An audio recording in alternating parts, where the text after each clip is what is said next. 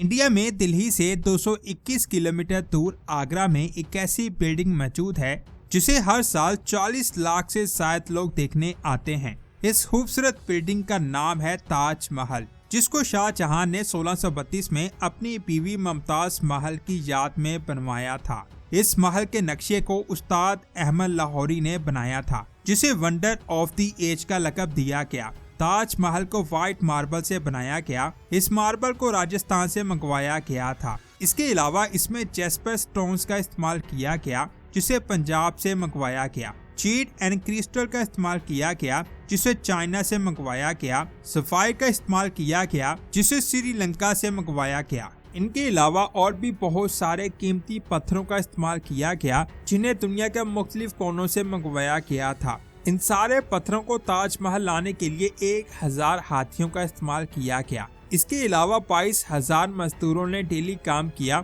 जिसके बावजूद भी ताजमहल को बनने में 22 साल लग गए। आज हम इसके छुपे हुए ऐसे राजों की बात करेंगे जिनके बारे में जानकर आपके होश उड़ जाएंगे। तो पूरी वीडियो वॉच कीजिएगा। और आप देख रहे हैं स्पेस वर्ल्ड। शाहजहां का जिक्र मैंने अपनी पिछली वीडियो लाहौर फोर्ट में भी किया था। इसकी पैदाइश 5 जनवरी 1992 को लाहौर फोर्ट में हुई थी। तब हिंदुस्तान का बादशाह जहांगीर का वालिद अकबर था। अकबर ने अपने पोते का नाम खुर्रम रखा। 1605 में जब खुर्रम 13 साल का था, तब अकबर का इंतकाल हो गया, जिसके बाद जहांगीर हिंदुस्तान का शहंशाह बन गया, जो खुर्रम का वालिद था। थोड़े टाइम के बाद खुर्रम की जिंदगी में अंजुमन बानो बेगम आई, जिसे बाद में मुमताज महल का नाम दिया गया। 1612 में इन दोनों की शादी हो गई। खुर्रम मुमताज से बहुत ज्यादा मोहब्बत करता था। 2 सालों बाद 1614 में जहांगीर ने खुर्रम को 12,000 की फौज के साथ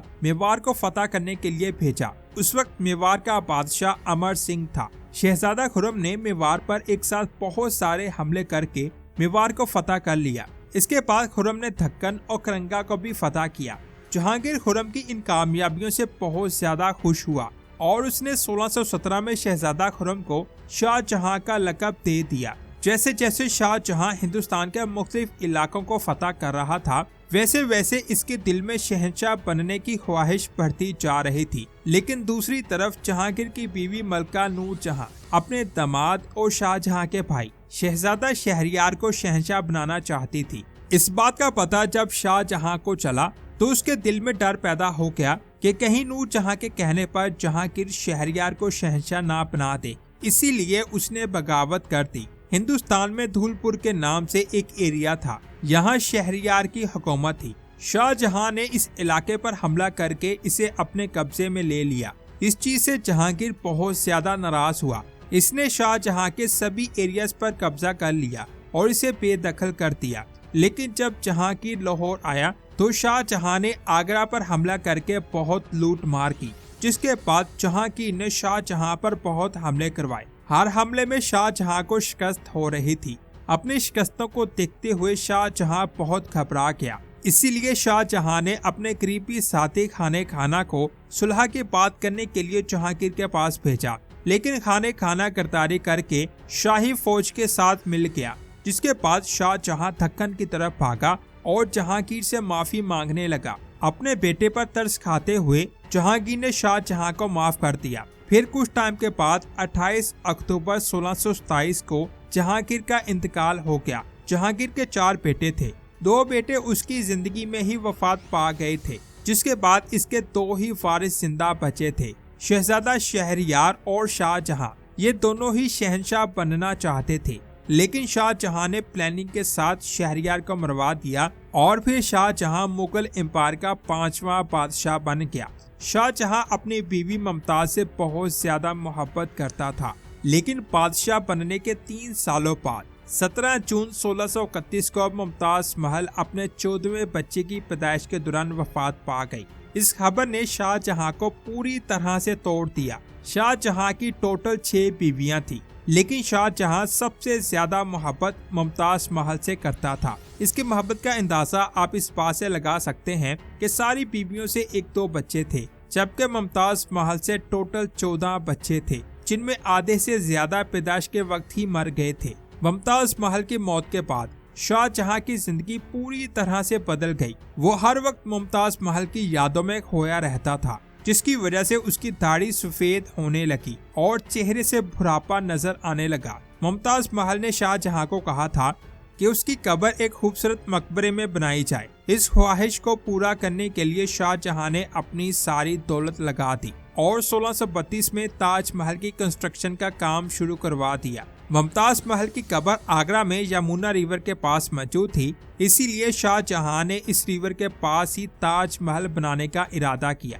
लेकिन इस जगह महल बनाना बहुत ज्यादा मुश्किल काम था, क्योंकि रिवर के पास जमीन बहुत ज्यादा नरम थी और साथ ही दरिया का प्रेशर महल को नुकसान पहुंचा सकता था। इस चीज का हल निकालने के लिए उस वक्त के इंजीनियर्स ने इस जगह का अच्छी तरह से मुआयना किया कि कैसे इस जगह को महल बनाने के काबिल किया जाए। काफी टाइम की तहकीक के बाद उन्होंने जमीन के अंदर खुदाई करके बहुत सारे कुएं बनाना शुरू कर दिए। इन कुओं को जब खोदा गया तो काफी गहराई तक नरम मिट्टी आ रही थी, लेकिन फिर काफी फीट नीचे सख्त और खुश्क मिट्टी आ गई, जिसके बाद इन कुओं को पत्थरों और गारे से भरा गया और इन कुओं के ऊपर बड़े बड़े पिलर्स को खड़ा किया गया, जिसके बाद दरिया की नरम मिट्टी पर एक ऐसे मजबूत बेस बन गई जिस पर बड़ी से बड़ी बिल्डिंग को बनाया जा सकता था। इस महल के डिजाइन का नक्शा उस्ताद अहमद लाहौरी ने बनाया, जिसने पहले भी बहुत सारे किले और महलात बनाए। ताजमहल के मीनारों का आइडिया जहांगीर के मकबरे से लिया गया, अकबर के मकबरे से बिल्डिंग की बेस का आइडिया लिया गया और गुंबद का आइडिया यहाँ से लिया गया। जब इन सारी चीजों को मिलाया गया तो एक ऐसा डिजाइन सामने आया जिसे देखकर शाहजहां बहुत खुश हुआ। शाहजहां इस महल को दुनिया की सबसे खूबसूरत बिल्डिंग बनाना चाहता था, इसीलिए उसने अपनी तिजोरियों के मुंह खोल दिए। 22,000 लोग डेली काम करते थे और हर रोज 22,000 लोगों के लिए खाना पकता था। ये इतना खाना था कि आसपास के एरिया में अनाज की किल्लत हो गई, इसीलिए शाहजहां ने दूसरे एरिया से अनाज मंगवाया।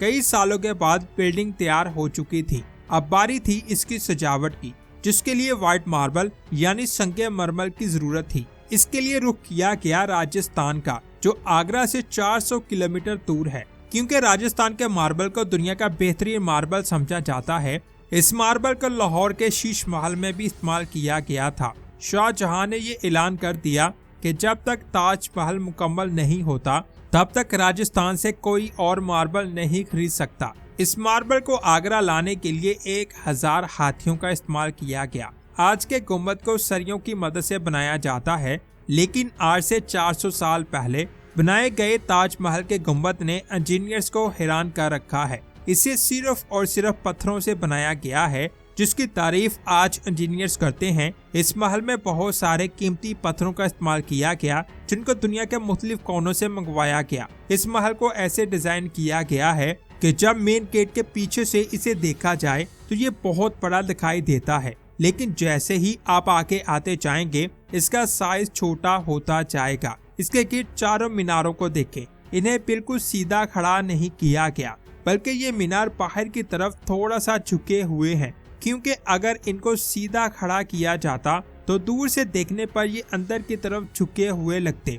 इन मीनारों को बाहर की तरफ इसलिए भी झुकाया गया कि अगर अर्थक्वेक आ जाए तो मीनार ताजमहल पर ना गिरे, बल्कि बाहर वाली साइड पर गिरे। इसके अलावा इस महल के एक दिन में 4 कलर दिखाई देते हैं। सूरज निकलने से पहले ये ब्लैक कलर का दिखाई देता है। सूरज निकलने के बाद इसका कलर लाइट येलो और पिंक हो जाता है, जबकि दोपहर के वक्त ये व्हाइट कलर का दिखाई देता है। सूरज ग्रुप के होने के बाद ताजमहल गोल्डन कलर का दिखाई देता है। 1632 में इसकी कंस्ट्रक्शन का काम शुरू हुआ और 22 सालों बाद 1654 में इसकी कंस्ट्रक्शन का काम मुकम्मल हो गया। शाहजहां की बीवी का नाम मुमताज महल था, इसीलिए इसका नाम ताजमहल रखा गया। ताजमहल बन तो चुका था, लेकिन इस पर इतनी दौलत लग चुकी थी कि मुगल एम्पायर का खजाना काफी हद तक खत्म हो चुका था। 4 सालों के बाद शाहजहां और मुमताज के अपने ही बेटे ने बगावत कर दी और खुद मुगल एम्पायर का किंग बन गया, जिसके बाद उसने अपने वालिद को कैदी बनाकर आगरा फोर्ट में कैद कर दिया। जिस कमरे में शाहजहां को कैद किया गया था, वहां से ताजमहल बिल्कुल साफ दिखाई देता था। 8 सालों के बाद 74 साल की उम्र में शाहजहां वफात पा गया और इसकी कब्र भी ताजमहल में बनाई गई। आपने सैमुराई के बारे में कार्टून्स और फिल्मों में सुना होगा। जापान में सैमुराई उन लोगों को कहते हैं जो तलवार चलाने में माहिर थे। कहा जाता है ये हजारों साल पहले भी जापान में हुआ करते थे। हाल ही में जापान के एक सुनसान एरिया में ऐसी चीज मिली है जो किसी सैमुराई की लग रही है। इसके साइज को देखकर साइंसदानों ने कहा कि ये किसी 15 फीट बड़े इंसान की चीज लग रही है। इसके अलावा एक और पिक देखें, इसमें ये इंसानी ढांचे की तस्वीर है जिसका साइज भी 15 फीट है, यानी एक हाथी के बराबर। क्या सच में जापान के लोग इतने बड़े हुआ करते थे? इस तस्वीर को देखकर कुछ लोगों ने कहा कि ये AI जनरेटेड लग रही है। अगर ये AI जनरेटेड इमेज है तो इस तलवार के बारे में क्या ख्याल है? ये तलवार जापान के म्यूजियम में मौजूद है। इस तलवार को भी जापान से फंड किया गया था। इसकी लंबाई 12 फीट है और वजन 14 किलो है। इसके साइज का अंदाजा आप इस बात से लगा सकते हैं कि इसका साइज एक डोर से भी बड़ा है।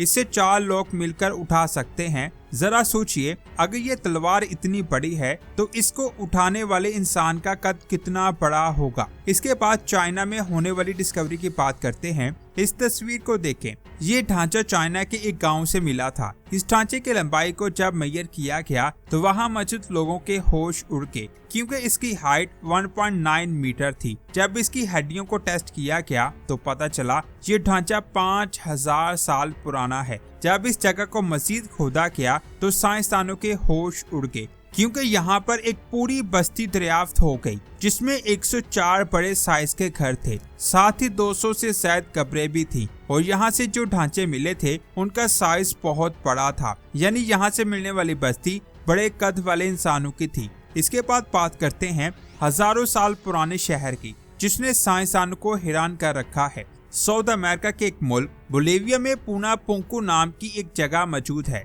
इस जगह पर बड़े बड़े पत्थर मौजूद हैं जिनको देखकर ऐसा लगता है जैसे यहाँ किसी दौर में लोग रहते थे। इस जगह को सबसे पहले 1920 में डिस्कवर किया गया। जिस साइंसदान ने इस जगह को डिस्कवर किया उसने 10 सालों तक इसे स्टडी किया। उसके मुताबिक ये जगह 17,000 साल पुरानी है। यहाँ मौजूद हर पत्थर का वजन हजारों टन से भी ज्यादा है और इससे भी ज्यादा हैरान करने वाली बात इन पर बने डिजाइन है। किसी भी पत्थर पर ऐसे डिजाइन बनाना बहुत ज्यादा मुश्किल काम है। पत्थरों पर ऐसी कटिंग को देखकर साइंसदान का कहना है कि पत्थर पर इतनी साफ कटिंग एक मशीन से ही की जा सकती है। यहाँ पर एक दरवाजे जैसा स्ट्रक्चर बना हुआ है। जब स्प्रिंग सीजन का पहला दिन आता है तो साइंसदान का कहना है कि सूरज इस दरवाजे के बिल्कुल सेंटर में होता है। इसके अलावा समर और विंटर में इस गेट की दोनों साइड से सूरज नजर आता है। साइंसदान का कहना है कि हो सकता है इस गेट से उस वक्त के लोग मौसम का अंदाजा लगाते हों। यहाँ पर एक लाइन में कई सारे बड़े बड़े पत्थर मौजूद हैं जिनको एज शेप में काटा गया है। साइंसदान ये देखकर बहुत ज्यादा हैरान है कि आज से हजारों साल पहले उन लोगों ने इतनी सफाई से इतने बड़े पत्थरों को कैसे काट दिया, जिनको मशीन की मदद के बगैर काटना बहुत ज्यादा मुश्किल है। इसके अलावा यहाँ कई ऐसे स्ट्रक्चर्स मौजूद हैं जिनको कई सारे ब्लॉक से जोड़कर बनाया गया है। इन ब्लॉक्स को एक दूसरे से ऐसे जोड़ा गया है कि इनमें से एक बाल भी नहीं गुजर सकता और ये आज भी बिल्कुल सही हालत में मौजूद है। यहाँ मौजूद कई स्टोन्स के अंदर होल्स भी मौजूद हैं। देखने में ऐसा लगता है जैसे इन होल्स को ड्रिलिंग मशीन से बनाया गया हो। इस पूरी जगह को स्टडी करने के बाद साइंसदान का कहना है कि मौजूदा टेक्नोलॉजी से भी ऐसी साइट्स को बनाना बहुत ज्यादा मुश्किल काम है, जिनको करने में कई साल लग सकते हैं। तो यहाँ सोचने वाली बात है कि आज से हजारों साल पहले उस वक्त के लोगों ने बगैर किसी टेक्नोलॉजी के इस जगह को कैसे बनाया। इसके बारे में किसी को कुछ नहीं पता चल सका। इस जगह को पूना पंक सिटी का नाम दिया गया है, जो आज भी एक मिस्ट्री बनी हुई है। आपने गिजा पिरामिड्स को देखा होगा। इसमें इस्तेमाल होने वाले पत्थरों ने साइंसदानों को हैरान कर रखा है। इन पत्थरों का वजन 50 से 80 टन के बराबर है। साइंसदान हैरान है कि इतने बड़े पत्थरों को इतनी ऊंचाई पर आज से 4500 साल पहले कैसे रखा गया। अभी साइंसदान इसी चीज को स्टडी कर ही रहे थे कि एक और पत्थर ने साइंसदान को हैरान कर दिया। इस पत्थर को देखें, इसका साइज गिजा पिरामिड के पत्थरों से ज्यादा बड़ा है और इसका वजन 1000 टन के बराबर है। इसकी लंबाई 64 फीट है, चौड़ाई 18 फीट है और ऊंचाई 19 फीट है। यानी अगर 5 फीट के 3 लोगों को एक के ऊपर एक खड़ा किया जाए तब भी ये पत्थर उनसे बड़ा होगा। इस स्ट्रक्चर में इस्तेमाल होने वाले इस पत्थर को स्टोन ऑफ द साउथ कहा जाता है। इसके अलावा यहाँ आपको एक बहुत बड़ा पत्थर देखने को मिलेगा जिसे stone of the pregnant women कहा जाता है। इसका साइज इतना बड़ा है कि आज तक जितने भी इंसानों के कटे हुए पत्थरों को फाइंड किया गया है ये उनमें सबसे बड़ा पत्थर है। कुछ साइंसदान कहते हैं कि इन पत्थरों को छेनी और हथौड़ी से काटा गया है। घोड़े और हाथियों के जरिए एक जगह से दूसरी जगह ले जाया गया होगा। लेकिन कुछ साइंसदान का कहना है कि इन पत्थरों को जितनी बारीकी से और परफेक्ट शेप में काटा गया है उसे देखकर लगता नहीं है कि इन्हें छेनी हथौड़े से काटा गया होगा। साइंसदानों को एक ऐसी जगह मिली है यहाँ उनको लगता है कि हो सकता है इन पत्थरों को उस जगह से लाया गया हो। ये जगह अमेरिका में मोनूमेंट वैली के नाम से मौजूद है। यहाँ पर बहुत ऊंचे ऊंचे टावर्स जैसी चट्टानें हैं जो लाल रंग की रेत से बनी हुई हैं। ये सारे स्ट्रक्चर कुदरती तौर पर बने हैं। इस जगह को आपने कई हॉलीवुड की मूवीज में देखा होगा, लेकिन इस जगह से थोड़ी दूरी पर एक ऐसी जगह मौजूद है जो कुछ ऐसी दिखाई देती है। जब इस जगह की वीडियो को इंटरनेट पर डाला गया तो इसने पूरी दुनिया को हैरान कर दिया। इस वीडियो में आपको कई पीसेस में पत्थर कटे हुए दिखाई दे रहे हैं। लोगों का कहना है कि ये पत्थर कुदरती तौर पर नहीं कटे बल्कि इंसानों ने इनको काटा है। इस बात का सबूत ये है कि यहाँ पर बहुत सारे कटे हुए पत्थर बीच में से गायब हैं और इतने बड़े पत्थरों को एक पहाड़ के ऊपर से बीच में से उठाकर कहीं ले जाना बहुत ज्यादा मुश्किल है और इतने बड़े पत्थर को 90 डिग्री पर बिल्कुल परफेक्ट शेप में काट देना छेनी हथौड़ी से मुमकिन नहीं है। ये पत्थर इतने ज्यादा बड़े हैं कि इनको आज भी मौजूदा टेक्नोलॉजी की मदद से हिलाया नहीं जा सकता। अब सोचने वाली बात यह है कि इन पत्थरों को हजारों साल पहले कैसे काटा गया होगा। अभी तक इसका जवाब साइंसदानों के पास नहीं है। कुछ साइंसदान का कहना है कि ये पत्थर कुदरती तौर पर कटे हैं, लेकिन कुछ साइंसदान का कहना है कि दुनिया में लाइमस्टोन्स के पहाड़ कई जगह मौजूद हैं, लेकिन पूरी दुनिया में कहीं भी कुदरती तौर पर इस तरह पत्थर नहीं कटे, जिसकी वजह से लोगों का कहना है कि हो सकता है इस पहाड़ को इतने बड़े बड़े पत्थरों में काटा गया हो। इस तस्वीर में इस पत्थर को देखें जिसके सामने इंसानों का साइज कितना छोटा है। इस पत्थर को कैसे काटा गया और काटकर इसे दूसरी जगह कैसे लेकर जाया गया, ये आज भी एक मिस्ट्री है। इसके बाद इस जगह को देखें। ये जगह एक पहाड़ पर मौजूद है। यहाँ पर बड़े बड़े पत्थरों को इतनी सफाई से काटा गया है कि इनके बीच में से एक बाल भी नहीं गुजर सकता। इन सारे स्ट्रक्चर्स को देखें। इस जगह को एक पहाड़ को काटकर बनाया गया है, जिसे देखकर कोई भी इंसान ये नहीं कह सकता कि इन सभी स्ट्रक्चर्स को छेनी हथौड़ी से काटकर बनाया गया है। इसके बाद बात करते हैं 500 साल पुरानी जगह की। यहाँ पर 11 मंजिला जितनी बड़ी बड़ी बिल्डिंग्स मौजूद हैं। कुछ लोगों के मुताबिक ये जगह 2000 साल पुरानी है, लेकिन कुछ लोग इसे 500 साल पुराना कहते हैं। चलो मान लेते हैं ये साइज 500 साल पुरानी है, तो जरा सोचिए आज से 500 साल पहले जब टेक्नोलॉजी नाम की कोई चीज मौजूद नहीं थी, तब रेगिस्तान के बीचों बीच एक पूरा शहर बनाया गया जिसमें 11 मंजिला जितनी बड़ी बिल्डिंग्स मौजूद हैं। इस जगह को मैनहट्टन ऑफ द डिजर्ट का नाम दिया गया। ये जगह यमन में मौजूद है। ये इमारतें आज भी बिल्कुल सही हालत में मौजूद हैं। इन बिल्डिंग्स को मिट्टी और पत्थरों से बनाया गया है जो आज दुनिया को हैरान कर रही हैं। आज की इतनी एडवांस टेक्नोलॉजी के बावजूद भी बिल्डिंग कुछ सालों बाद ही खत्म होना शुरू हो जाती हैं, लेकिन पुराने जमाने की इमारतें आज भी बिल्कुल सही हालत में खड़ी हैं। कहा जाता है अमेज़न जंगल में एक ऐसा शहर हुआ करता था जो पूरा सोने से बना हुआ था। 16वीं सदी में यूरोपियन साउथ अमेरिका में आए थे। यहाँ अमेज़न जंगल मौजूद था। उनका प्लान इस एरिया पर कब्जा करने का था, इसीलिए वो अपने साथ काफी सोल्जर्स को लेकर आए थे। लेकिन यहाँ पर बहुत सारे कबीले के लोग रहते थे। यूरोपियंस की इन लोगों के साथ लड़ाई हुई। क्योंकि यूरोपियन के पास एडवांस हथियार थे, इसीलिए यूरोपियन ने इस एरिया पर कब्जा कर लिया। कई सालों के बाद 16वीं सदी के आखिर में उनको एक खबर मिली कि अमेज़न जंगल के बीच में एक ऐसा शहर है जो पूरा सोने से बना हुआ है। इस खबर को सुनते ही यूरोपियंस ने इस शहर को फाइंड करना शुरू कर दिया। पूरे अमेज़न जंगल को छान लेने के बाद उनको यहाँ बहुत सारे कबीले के लोग तो मिले, साथ ही बहुत सारा सोना भी मिला, लेकिन वो शहर नहीं मिला जिनकी उनको तलाश थी। यूरोपियंस ने अगले 200 सालों तक पूरे अमेज़न में इस सिटी को तलाश किया, लेकिन उनको ये सिटी कहीं ना मिल सका। जिसके बाद उन्होंने इस शहर की खबर को एक मिथ डिक्लेयर कर दिया। उसके बाद 19वीं सदी में एक ब्रिटिश एक्सप्लोरर पर्सी फोसेट ने सोने से बने सिटी यानी एल डोराडो को फाइंड करने का प्लान बनाया। उसने 8 जगहों को पिन किया, लेकिन उन 8 जगह पर उसे वो सिटी नहीं मिल सका। साथ ही वो कबीले भी नहीं मिले जिनको यूरोपियंस ने फाइंड किया था। जब आखिरी बार पर्सी फोसेट इस सिटी को फाइंड करने के लिए निकला, उसके बाद वो दोबारा कभी वापस नहीं आ पाया। 1925 में उसे बहुत ज्यादा तलाश करने की कोशिश की गई, लेकिन उसका कोई भी पता नहीं चल सका। साइंसदानों की स्टडी के मुताबिक ये जगह इंसानों के रहने के काबिल नहीं है, लिहाजा यहाँ कोई शहर या गांव नहीं बच सकता। लेकिन जब टेक्नोलॉजी एडवांस हुई तो कई ऐसे सबूत मिले जिससे ये पता चला कि किसी दौर में यहाँ इंसानों के पूरे शहर हुआ करते थे। साइंसदानों ने जंगल के बीचों बीच लिडार स्कैनिंग का इस्तेमाल करके पत्थरों से बने स्ट्रक्चर भी ढूंढे। घने जंगल की वजह से ये स्ट्रक्चर दरख्तों में छुपे हुए थे।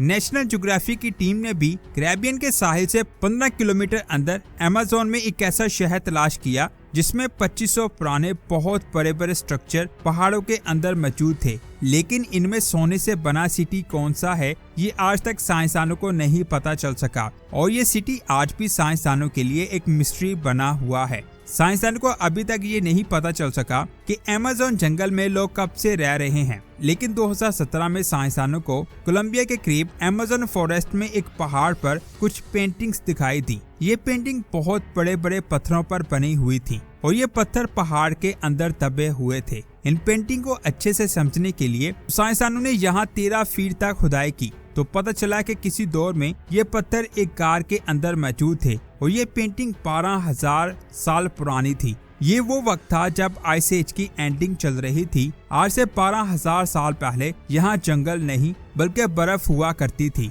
इस पेंटिंग में कुछ ऐसे जानवर की तस्वीरें भी बनी थी जो सिर्फ और सिर्फ आइस एज में ही पाए जाते थे। इन पेंटिंग से ये भी अंदाजा लगाया गया कि उस दौर में इंसान यहाँ किस हाल में रहते थे और वो कैसे अपने से बड़े जानवर का शिकार करते थे। इस डिस्कवरी के बाद 2019 में जब साइंसदान अमेज़न जंगल को मजीद स्टडी कर रहे थे तो उनको अचानक एक मरी हुई हम्पबैक व्हेल मिली। हैरान करने वाली बात यह है कि इसके मरने की टाइमिंग बहुत अजीब थी।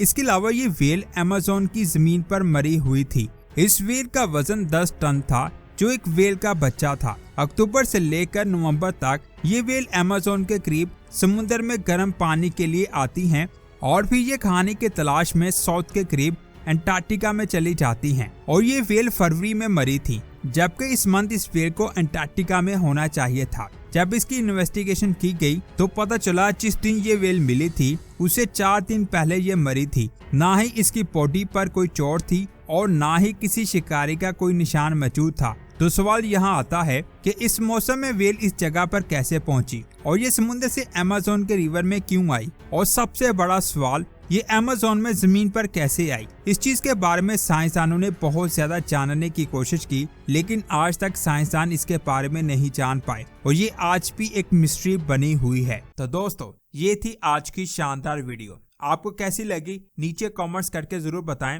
दोस्तों, ऐसी वीडियोस को बनाने में बहुत ज्यादा मेहनत होती है। आप जितना हमारी वीडियोस को लाइक और शेयर करते हैं तो हमें हौसला मिलता है। अगर आपने हमें फेसबुक पर फॉलो नहीं किया तो फेसबुक पर भी हमें फॉलो कर लें, लिंक आपको नीचे डिस्क्रिप्शन में मिल जाएगा। मिलते हैं एक और शानदार वीडियो में। अपना बहुत सारा ख्याल रखें। अल्लाह हाफिज।